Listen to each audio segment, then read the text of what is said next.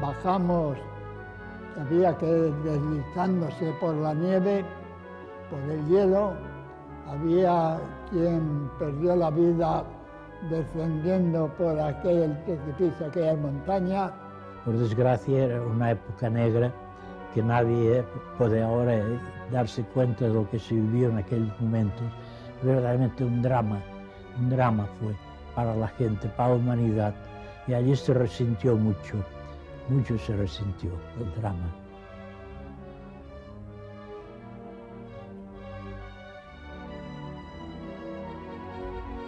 No había nada previsto, por lo tanto yo no esperaba nada para mí. Pero cuando vi que las mujeres parían en la arena, cuando vi que los mutilados se les cangrenaban las heridas porque dormían en el suelo sin ningún cuidado médico, cuando veía que las familias estaban separadas y separaban a los hombres de las mujeres y los separaban con una alambrada, cuando veía que allí no había respeto ni para enfermos, ni para heridos, ni para mutilados, ni para edades, ni para nada. Todo el mundo estaba tratado de la misma manera. Campo de Argelés, aquello era una cosa de miedo. Hubo después todo lo que resulta de ese conglomerado de gente que había de todas clases. Te tropezabas con profesores de universidad, te tropezabas en Argelés con el profesor Puigvert, el famoso urólogo de Barcelona, o te tropezabas con Arruga, el oftalmólogo, o te tropezabas con un golfo que habías conocido en el barrio chino. En fin, allí estábamos todos mezclados. Eso es la peor experiencia que puede pasar. No había ningún dispositivo sanitario.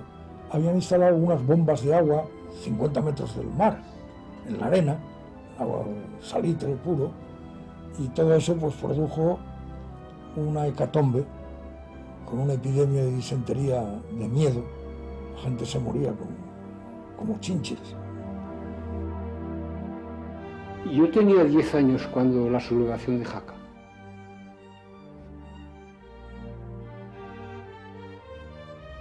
Diez años en los que ya sabía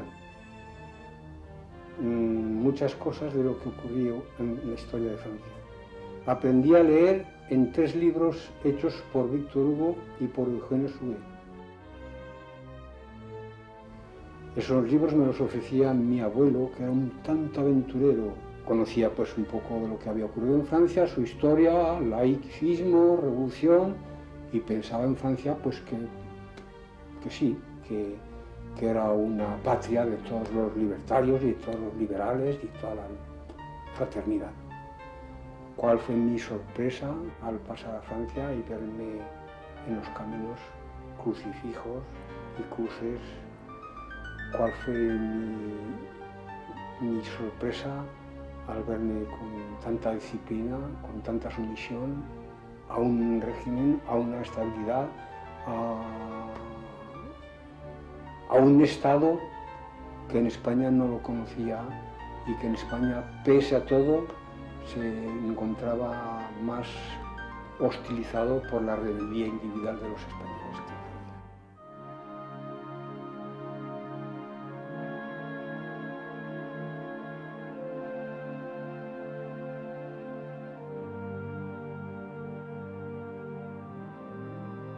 Y nos recibieron como hermanos, muy bien. El primer tren que entró de España en Francia.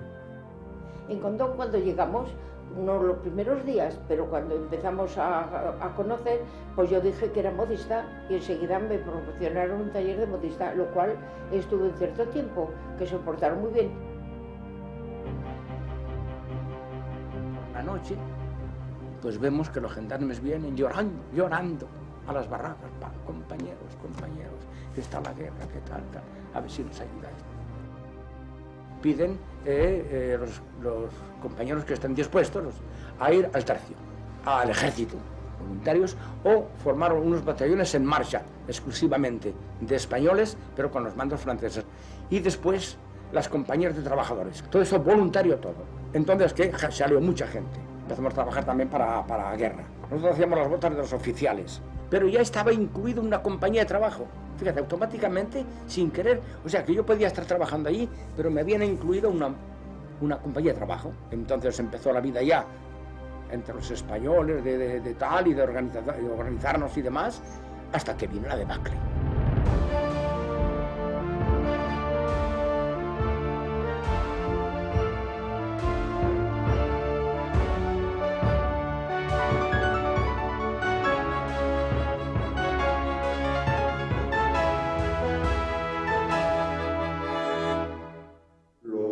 Franceses estaban en la guerra en la línea Maginot y vinieron corriendo de la línea Maginot hasta los campos donde estábamos nosotros, habiendo abandonado sus armas y todas sus cosas, esos que decían que nosotros no habíamos sabido defender España y habíamos perdido la guerra.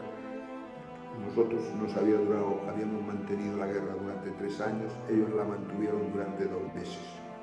Y volvieron, esos sí que volvían derrotados a esta zona. Entonces ahí empezamos a organizarnos nosotros, los trabajadores, hacíamos barracas en el monte, vivíamos en las barracas, cortábamos leña, el patrón nos pagaba o nos daba un poco de dinero ya, y nosotros empezamos a buscar armas. La primera gran operación que nosotros realizamos es ocupar, eso ya es en el 43, ya a finales del 43, principios del 44.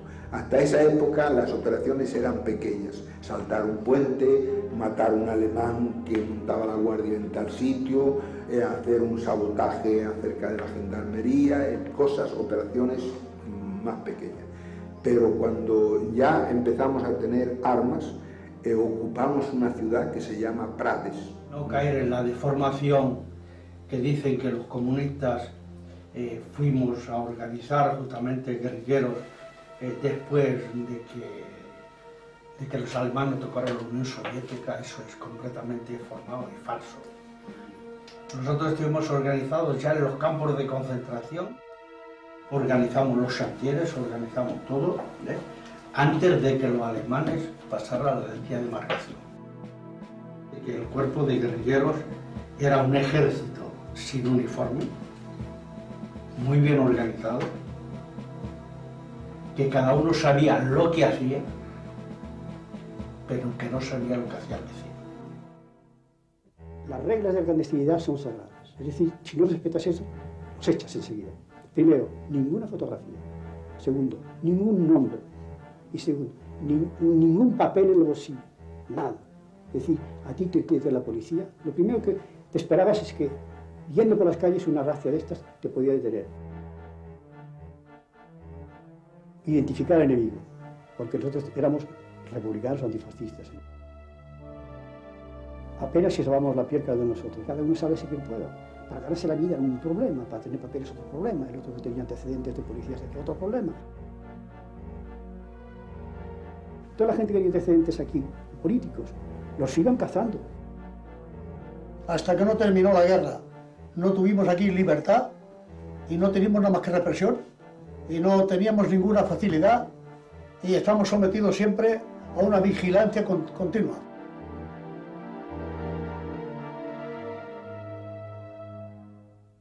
Al día siguiente vinieron los camaradas y me dijeron que yo tenía que bajar para abajo, otra vez a donde vivía, porque no sabían qué habían hecho de mi marido.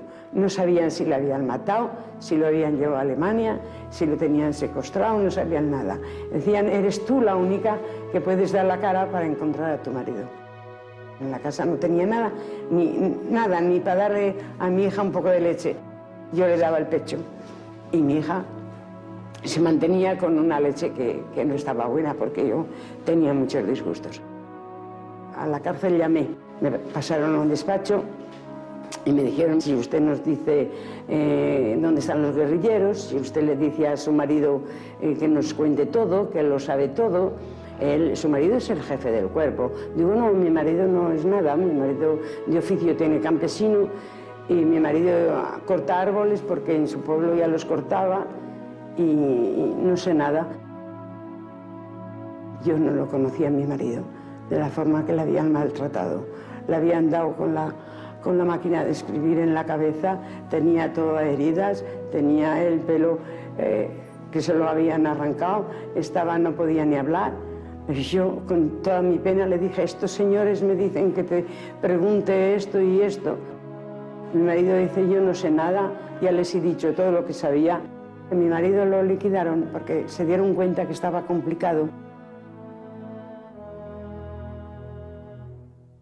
En la época de verdad, en la época de cuando había que hacer la resistencia de verdad, cuando había un riesgo y un peligro de verdad, habíamos muy pocos, muy poquitos. Las armas no había que esperarlas de Londres ni de otro sitio, había que cogerlas en el lugar que estaban. No suministraron armas de una forma organizada por la resistencia, pues ya en los primeros días de agosto. Quiero decirse que la guerrilla no solamente se trataba de hacer acciones de guerra en el sentido amplio de la palabra, porque teníamos otra clase de guerra, que era la de la subsistencia. Había que comer, había que vestirse, y nosotros podíamos ir a comprar. A la gente se les puso ropa, se dieron golpes de camiones de vinos enteros, pasaban aquí, de comida, en fin, de todo. La gente comía y vestía y cogieron una moral de miedo, de miedo. La gente ahí no se les ponía nada por delante. Nuestra acción era acción de guerrillas, acción de pequeños grupos, acciones para frenar y eliminar, hacer todo lo que podíamos, volar puentes, volar vía de ferrocarril para interceptar y para frenar todo lo que era el ejército alemán. Eran acciones de 2 o 3 horas en un sitio, a lo mejor de un día en otro sitio. No teníamos un punto fijo, circulando siempre en un cierto radio de acción.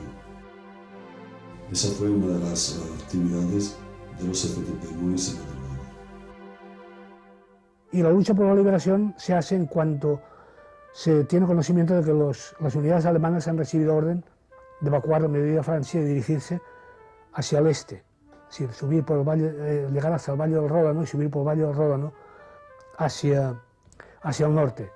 Y no pueden pasar del río Ródano porque es que resulta que el 15 de agosto ya han desembarcado los aliados en las costas de Provenza y de la costa sur. Entonces el 15 de agosto, entre el 15 y el 20 de agosto son 5 días en que se libera mediodía Francia.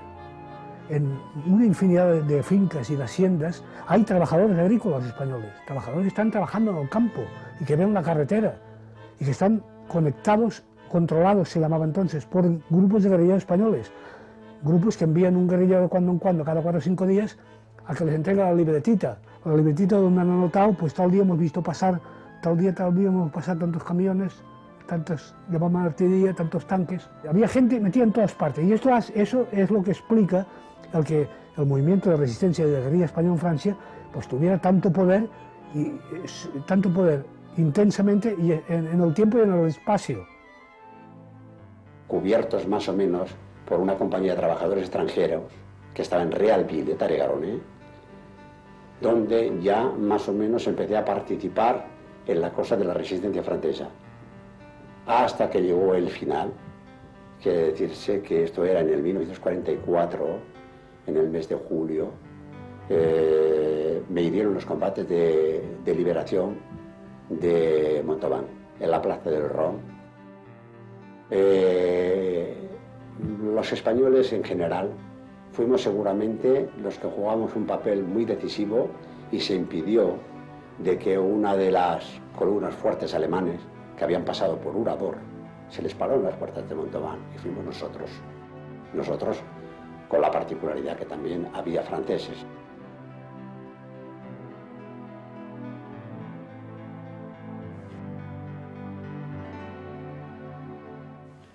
La liberación de Toulouse y de toda la región del sur de Francia permitió que las fuerzas guerrilleras de otros departamentos alejados afluyeran a Toulouse y estuvieron concentrados en el Rasevedú, donde formamos, como consecuencia de esta llegada, la famosa 99 División. La razón de la concentración de las fuerzas guerrilleras en el Midi de Francia y sobre todo en Toulouse tenía como objetivo de pensar en la próxima actividad en España. Los franceses consideraron que, teniendo en cuenta que nosotros éramos unos batallones militares, nos ofrecieron la fórmula de participar en la batalla general en la línea de Alemania, a lo cual la agrupación de guerrilleros y el partido consideraron inoportuna, pensando que nuestra labor, nuestra misión, no era de ir a liberar Alemania, para la cual había fuerzas suficientes, sino que nosotros debíamos concentrar nuestros esfuerzos en el futuro de la liberación de España. Se me dio la orden de presentarme al Estado Mayor de la 304 División, que estaba en Foix, comandada por el coronel Tobar. Hombre, eres tú el famoso Robert, me dice. Entonces me da una orden para hacerme cargo de la compañía especial para ir al Valle d'Arán. Íbamos muy bien armados, armamento que habíamos recuperado de los alemanes, buenas metralletas, fusiles lanzagranadas, en fin, un armamento colosal. Y también íbamos muy bien vestidos. Desgraciadamente no creo que fue el caso de todos nuestros camaradas que pasaron por otros lugares.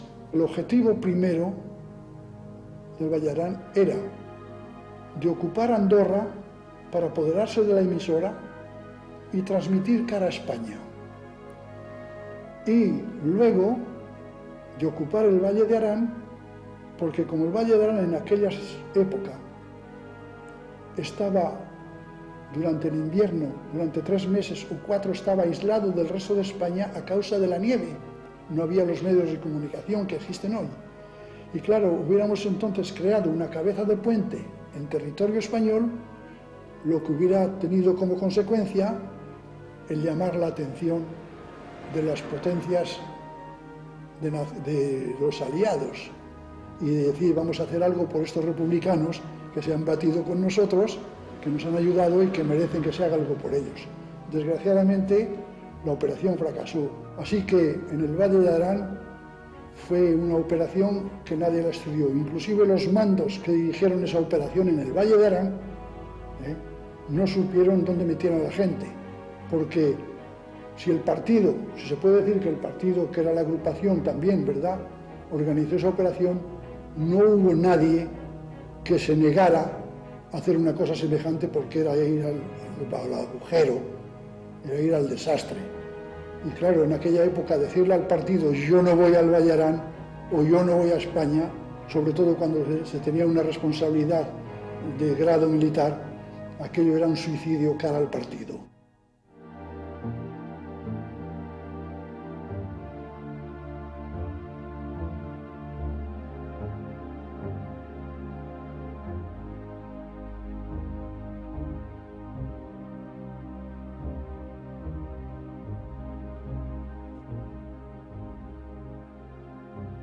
Cuando hubo el atentado de Hitler, contra Hitler, nos embarcaron de nuevo y entonces empezamos a hacer el recorrido que duró 58 días en el vagón, pasando por Toulouse de nuevo, Marsella, Lyon, Orange y así Dijon, hasta la frontera alemana, donde llegamos 58 días más tarde al campo de Dachau. Allí ya comprendimos lo que nos esperaba, porque nos esperaban las fuerzas represivas de la Gestapo con los perros, los famosos perros que eran capaces de liquidar a un hombre en menos de 2 minutos. Cuando uno entraba en un campo con un transporte de deportados y que al entrar en el campo veía usted 15 potencias en línea. En cada potencia un deportado con una cuerda en el cuello y un taburete sobre los pies. Y cuando llegábamos al final de la línea, nos hacían mirar a los que iban a ser colgados y Uno a uno quitaban los taburetes y los 15 estaban muertos. Eran jóvenes de 20 años, de 25 años, de 18 años. Cuando llegaron las fuerzas americanas para liberarnos, nos contaba que el general lloraba cuando empezó a ver aquellas pilas de cadáveres, de esqueletos, porque yo estaba fuerte todavía y pesaba 38 kilos, cuando en realidad me detuvieron con 79. Pero yo era todavía, había un catalán de Perpiñán que se llamaba Martín Vila, que pesaba 27 kilos. Aquello era casi impensable, pero como se había producido la liberación, pues ya había mucho más confianza en que podríamos salvarnos, aunque tendrían que tener mucho cuidado con la alimentación, porque murieron muchos al momento de la liberación comiendo, y no tenían posibilidades, tenían que ser muy controlada la alimentación para nosotros allí. Y entonces pues estuvimos allí, nos pusieron en cuarentena y fuimos liberados. Fuimos traídos en Francia el 26 de mayo del 45.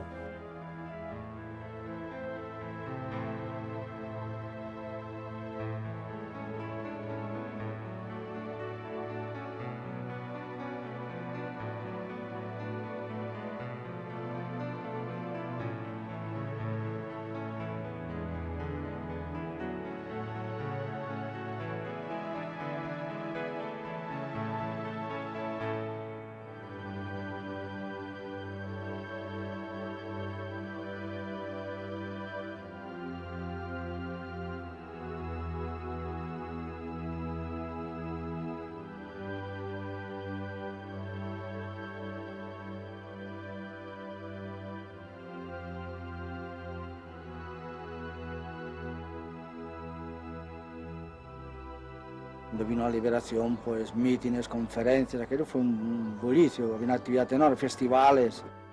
Fueron unos años donde hubo una gran efervescencia, inclusive había grupos de jóvenes con material que venían a España para hacer la resistencia, ¿no? Llevaban cosas, ¿no? Muchos de ellos dejaron la piel herida, ¿no? En España, claro. Pero había un afán de cambiar aquello otra vez. Entonces... Nunca he pensado que volvería a España, pero nunca he pensado, porque había algunos que decían, cuando terminamos la guerra en Francia vamos a coger España y todo eso. Me hubiese gustado mucho. Me hubiese gustado mucho, pero pensé enseguida que no lo harían. Que no lo harían porque Franco no había hecho guerra. Alors, no podían ellos meterse a la frontera. En el exilio teníamos a jugar un enorme papel en diversas facetas.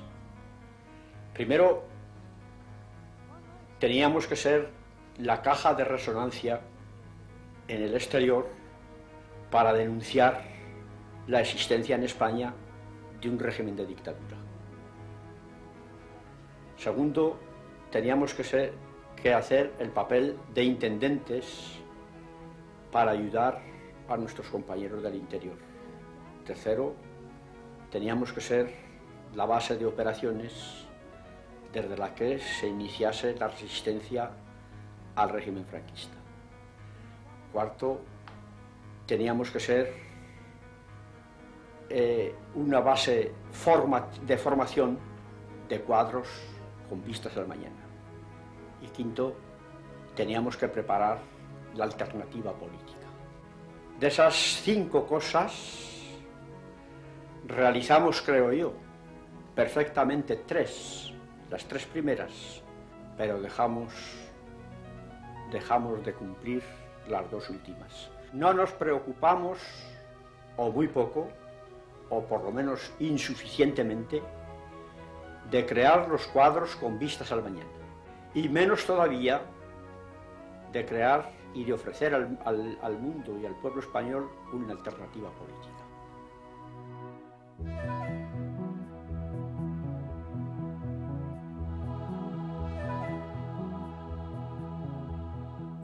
Después de la liberación, volví a Toulouse, a la fábrica de Guatina, donde ingresé fácilmente,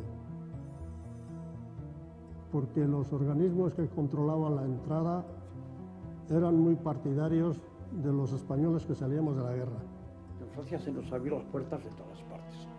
En Francia llegamos, yo llego aquí y llego a una ciudad en donde después de todas esas peripecias empezadas ya en 1936, llega el año 45 y me tengo que meter a la vida civil. Habrá que adaptarse, aquí hay que trabajar. ¿Pero de qué? ¿De qué vamos a trabajar? Si la mayoría de los que estábamos ahí nunca habíamos trabajado en ninguna parte, no teníamos oficio. La media de edad de los republicanos españoles era muy baja. Más de la mitad, cuando entramos en Francia no habíamos llegado a los 23 años.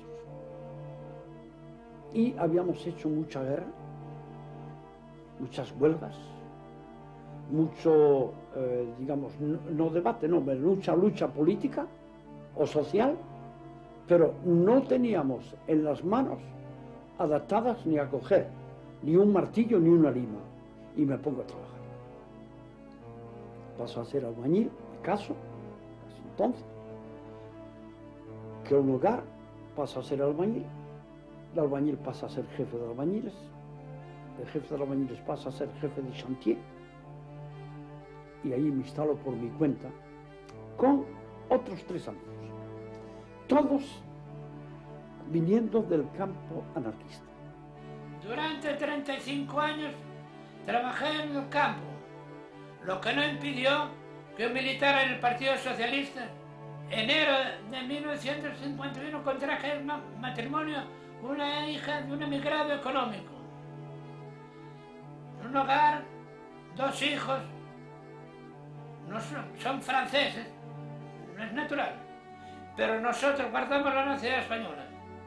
No nos hemos naturalizado franceses. Yo, por mi parte, como refugiado, tenía un espíritu de amor a la patria. Y el tiempo pasa y seguimos siendo españoles. Fue uno de los primeros que tuvieron una casa de los españoles, puesto que esa casa empecé a fabricarla en el 53, y empecé a fabricarla porque mi padre vino en el 52.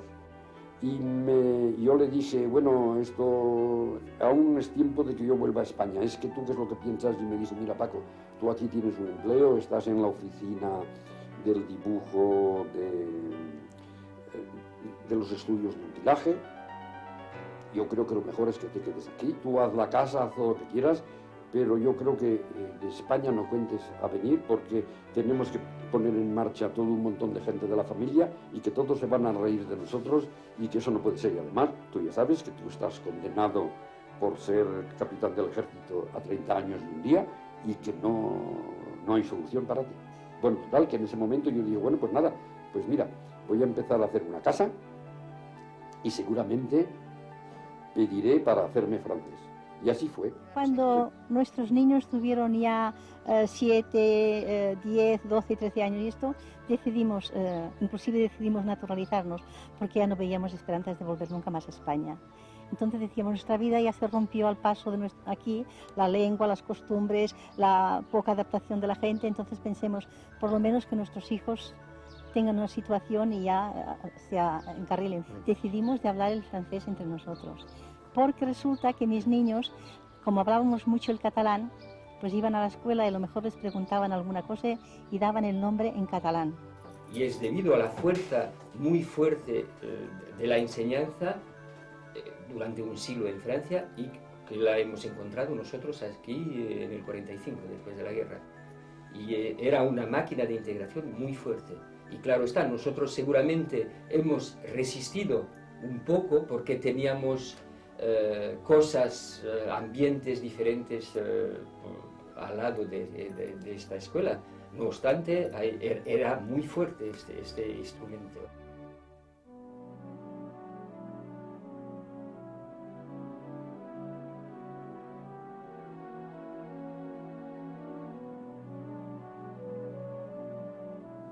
Mis primeros recuerdos son duros, puesto que no tengo ninguna referencia familiar directa.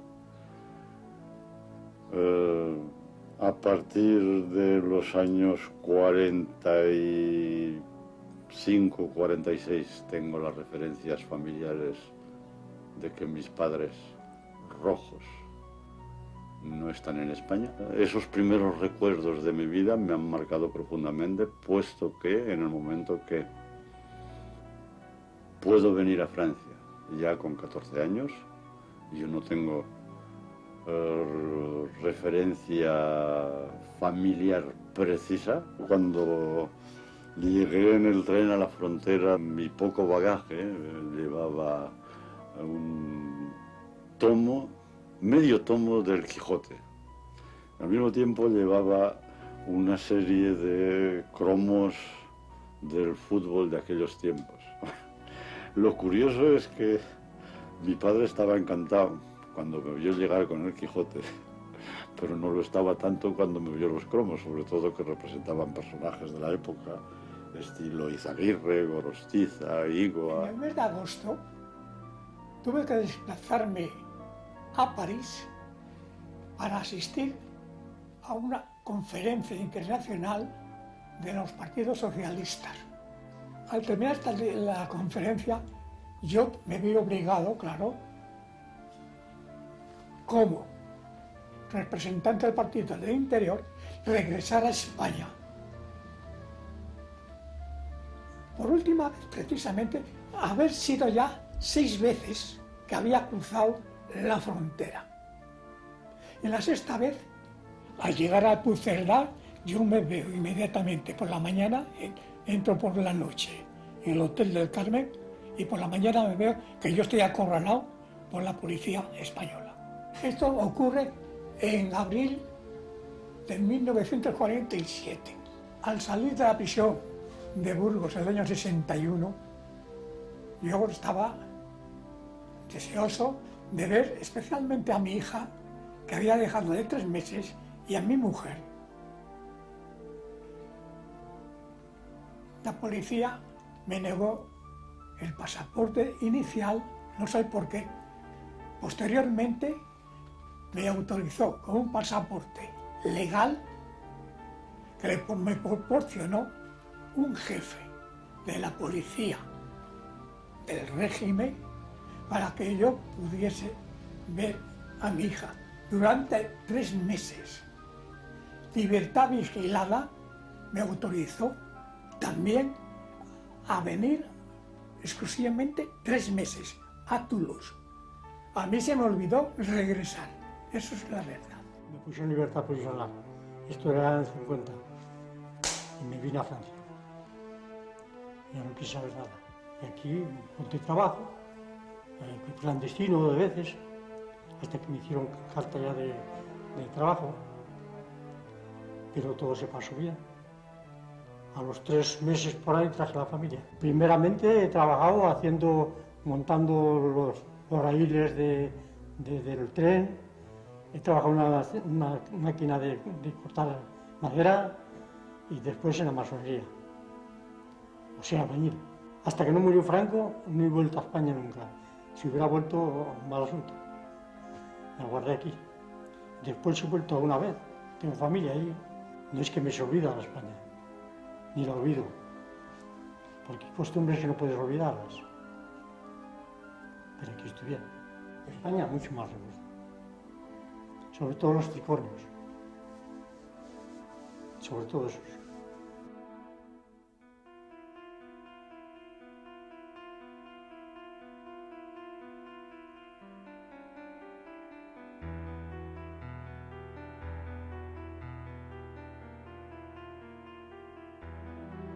Claro, como era un país de minas y que los iban a buscar, es que había españoles pagados por las minas, por las compañías que iban a España y venían con esta mano de obra que hacía falta para las minas. Había más del 60% que eran españoles y japoneses que trabajaban en las minas. Mis padres vinieron a Francia recién casados para trabajar a Decazeville, donde había las minas de carbón. Y hemos nacido todos mis hermanos y hermanas y yo en Decazeville.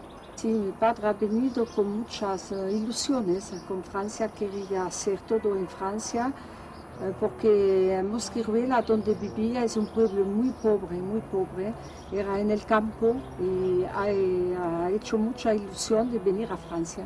Y quería que todos sus hijos nacían en Francia. La guerra de España, mi padre hablaba muy poco. Ha habido gente que dice que no nos respetaron mucho, porque decían, nos dijeron, vosotros venís a Francia y habéis perdido la guerra, erais rojos, al quedarse allí teníais que morir en España, ya que queríais defender a España, pero otros no. Los padres de Selina pues escogieron a muchos refugiados en su casa y todo. Moi, je me rappelle, mes parents, il y avait des gens qui mangeaient, j'étais petite, et je posais la question, qui c'est? Me disaient des gens qui viennent d'Espagne, ils sont malheureux, il y a la guerre là-bas, et ils mangeaient à la maison, et mon père leur donnait à manger et tout. Mais il était bien installé, mon père, enfin pauvre, mais il travaillait, il avait un emploi sûr. L'année 1954, lo conocí porque me gustaba mucho el baile y mi marido tocaba en una orquesta y es así que lo he conocido. Nosotros hemos estado 10 años trabajando muy firme y con la idea de no tener nada más que un tenedor y un plato para cada uno. Lo que más nos ha extrañado siempre es que los refugiados de antes, o bien refugiados, emigrados españoles blancos, esos no han tenido nunca el deseo de volver a España. Cuando nosotros les hablábamos, no habéis ido a España desde tal año, desde el año 14, el año 16 que habían venido. No tenían, pero ni tenían necesidad de ver España, ni necesidad de hablar el español. Ha sido un caso rarísimo. Mientras que nosotros nos hemos roto los cuernos por mantener la cultura española dentro de lo poquito que hemos podido, mantener el idioma español y mantener el arte español y mantenerlo todo. Y los que había aquí no.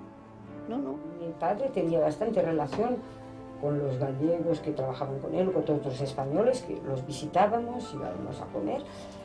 Eran muy buenas personas, pero era el trabajo el que era lo más importante. Había que trabajar, había que ahorrar y eran muy generosos, cuando invitaban no sabían qué presentar. Pero la idea profunda era que venían aquí para reunir ahorros y después volver a España y abrir un comercio, porque venían de familias muy modestas. Nosotros no podemos ser enemigos de los emigrados y demás, pero no podemos compenetrar con ellos, no tenemos la misma ambición. Yo soy albañil y en los tiempos atrás, que había mucho trabajo aquí, los emigrados venían y aquí se trabajaba 48 horas, 40 y 8 extraordinarias. Ellos querían trabajar 60 y sobre todo al Estado. Y como yo soy de una organización que tenía prohibido en España el trabajar horas extraordinarias y no a destajo, yo no he trabajado nunca a destajo. De manera que entre los emigrados, aún teniendo la relación de personas, de humanos, no podíamos tener la misma mentalidad que ellos, porque la ambición nuestra no era la misma. Ellos venían aquí a hacer dinero y nosotros vinimos aquí a la fuerza y nos mantenimos a la fuerza y, como ya he dicho antes, hemos continuado a la fuerza debido a los hijos. Porque yo, como os he dicho antes, yo no me he adaptado todavía. Yo no pienso más que en España. Yo no me he adaptado al pueblo francés. Yo no he buscado camarillas francesas, yo no tengo ningún ambiente francés. Yo me reúno todavía con 4 españoles, ¿comprendes? Que a lo mejor no piensan como yo. Yo llegué aquí, me parece que fue en octubre del 60.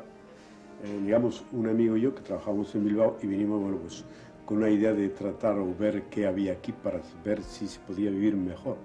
Eso era todo. La mayoría de los emigrados económicos que se ha dado a llamar, pues hemos recibido de una parte o de otra ayuda de aquellos hombres más o menos politizados. Yo diría que quizá los menos politizados son los que han estado más cerca de los emigrantes económicos.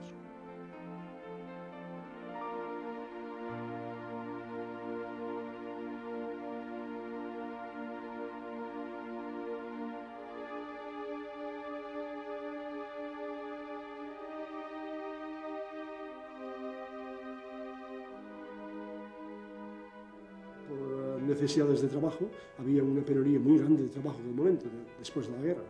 y me tuve que ausentar, tuve que alejarme de aquí, a 60 kilómetros, en un pueblecito de la montaña, textil, donde había la industria textil. Y allí pues conocí a la que había de ser mi esposa, y ya trabajé allí estuve 20 años, una vida mucho más tranquila que en una ciudad, un pueblo de unos 3.000 habitantes, y una experiencia también muy hermosa, puesto que allí es donde yo pude consagrarme verdaderamente a la lectura tanto española como francesa, porque no abandonaba la española y ni la catalana. Yo estaba en contacto con una librería muy importante que estaba en Toulouse, que era el propietario, era un refugiado, un catalán. Allí se editaba todo de todos los refugiados. Allí yo aprendí a descubrir Luis Capdevila, a descubrir Madariaga, a descubrir muchos autores catalanes y españoles que estaban aquí, residiendo aquí, o en México, o en Brasil. Estaban repartidos en el mundo entero, pero que ellos, esta librería vendía las obras de todos esos autores, que era, se puede decir, lo mejor que tenía la República. Esos 20 años yo leí tanto francés como español. Mi esposa era mi profesora de francés y me iba iniciando hasta que llegué a leer las obras más clásicas de Francia. Descubrí a Romain Rolland. Y al descubrir a Romain Rolland, aquello para mí fue la altura máxima que yo podía acceder. Allí me fui perfeccionando y, o sea, llegando diríamos a fuerza de práctica, pues llegué, es verdad, a dominar un poco más este asunto técnico de la poesía. Creo que ya de naturaleza siempre he tenido un sentimiento un poco dramático de la vida. Y se puede ver en mi pintura quizás ciertas anécdotas que pueden transpirar esos acontecimientos. Por ejemplo, un momento he pintado muchos bombardeos debido a la memoria de esas cosas vividas. He tenido seguramente el privilegio también, a pesar de todas esas tristezas, de enriquecerme de toda la cultura francesa, que es muy grande, como lo sabéis. Y eso pues creo que llegó a ser una síntesis de ese recorrido. Sí, paisajista. Porque mis pintores, que a la época yo conocí, ellos me conocían, se llamaba Pucci Peruccio, Joaquín Mir, eso lo hizo. Y después vino Albarrán, uno que es de Alicante, pero estaba en Granollers. Y me fui con él. Y nosotros creamos los dos una época en Granollers, que se llama la época Albarrán Brugaroes. Hasta que marché aquí, huyendo. Después del exilio, después del año 1939, él, cuando ha pintado més, es del 55 que venimos en Toulouse. Pero ha pintado, pintado. Pero antes no tenía dinero para comprar las pinturas, ni tenía nada. Trabajar para comer. Que hicieron el homenaje. Que vinieron unos que le dijeron, ¿no era de los rojos? Uno viene allí, no era un reloj chiquet, segur, y ve de Francia. Digo, sí señor, vengo de Francia. Y estoy bien allá, me he hecho amistades y me quedo ya porque ya hay trabajo fijo y nadie me dice si soy rojo, amarillo o blanco. Claro, conforme llegó la liberación, pues lo mismo que salieron al mismo tiempo que los partidos, los sindicatos, todo, pues en ese mismo empuje fueron los grupos artísticos. Los grupos artísticos ya sí formaban parte, unos del movimiento libertario, otros del movimiento libertario, porque los grupos de los socialistas en Toulouse salieron algunos años después. Es como el grupo de Terra Lliure también del año 52, me parece, que salió. La función social del teatro aquí, del grupo nuestro, sobre todo, era social, cultural y al mismo tiempo, pues, diversión. Sí. Porque naturalmente todo el público que venía a los festivales nuestros no venía preparado teatralmente. Era una reunión de familia. Y nosotros, claro, presentábamos obras que pudiéramos gustarle a todo el mundo. El grupo Virella se deshizo porque empezó la televisión, empezaron los coches, empezó la nueva sociedad que llegó.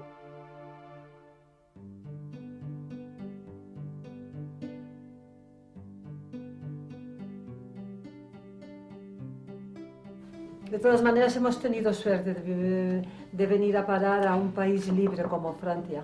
Sí, porque... Tuvimos muchos inconvenientes de la lengua, el dinero, buscar trabajo, pero luego nos aprecian bastante. Nuestros hijos se han creado muy bien, son buenos. Cuando podemos nos vamos Al País Vasco, al País Vasco francés o el español. Y al español. Vamos a tratar un poco de nuestras costumbres, de la música, de las tradiciones. Qué bonito es eso, ¿eh? Y qué triste es cuando no podíamos ir a España, estar en Hendaya y a 80 metros ver Fuenterrabía y decir, es ahí mi patria, y no poder ir. Algo todo ha llegado. Eso es. Ahora nos desquitamos, ahora vamos a menudo. No hay nadie que pueda imaginarse el sufrimiento moral que tiene un hombre refugiado político, el sufrimiento moral que puede tener ese hombre. Eso es lo más terrible, porque los que vienen económicamente ya son ellos que han elegido esto, pero nosotros que hemos venido a la fuerza y por tener buenas piernas hemos corrido mucho para poder llegar aquí y sufrimos mucho más que nosotros. Es un sufrimiento moral terrible, terrible, terrible. Bueno, hay que pensar lo menos posible. Porque los campos, los hombres de bastante edad, yo era joven en aquella época, pero los hombres de edad han muerto de sufrimiento moral. En fin, la vida es así.